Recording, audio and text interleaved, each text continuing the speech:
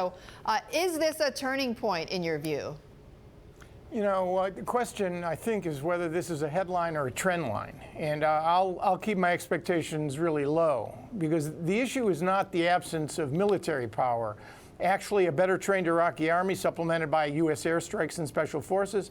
The question really, in the end, is whether the military gains can be secured and consolidated through the kinds of political reforms that are critically important, not just to putting the Iraqi Humpty Dumpty back together again, right, but somehow undermining and blocking the Islamic State. And that in a broken, angry, dysfunctional region, which is composed of long shots, hopeless causes, you know, and migraine headaches, particularly for this administration, I'll keep my expectations low. It's good news. Don't want to undermine that or be annoyingly negative. But, you know, history has a long arc here, and I'll wait and see.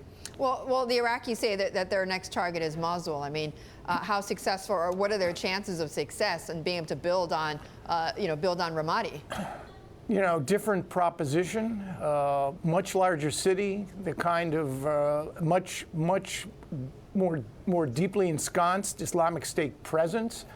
And I think that's going to be a much tougher battle. It will be waged. I think the Obama administration clearly sees Ramadi as vindication of its sort of Goldilocks policy, neither too hot, that is to say deployment of thousands of ground forces, or too cold, right, no ground forces at all.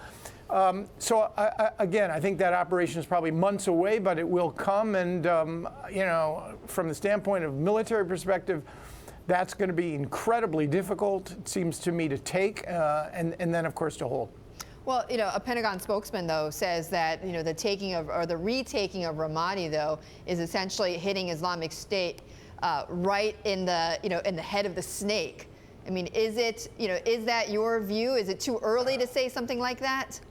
Well, I just remind you that 14 years after 9/11, a decade or more after we've killed Osama bin Laden, dismantled al-Qaeda core, you're still dealing with al-Qaeda affiliates and derivatives, al-Qaeda in Yemen, that is capable of serious international terrorism. And the reality is, look, you've seen in the last month 3 attacks, not directed or controlled by the Islamic State, but more or less inspiring their adherents against the French, against the Russians, and here in the United States. So ISIS has jumped borders, and I think the fight against what is clearly a global jihadi effort, yeah, is truly the long war. I mean, it took us 6 years for the Allies to defeat the Axis powers, and we are now more than 14 years, some would argue 30 years, into the emergence of this kind of asymmetrical terrorism. So no, right, I would keep expectations low.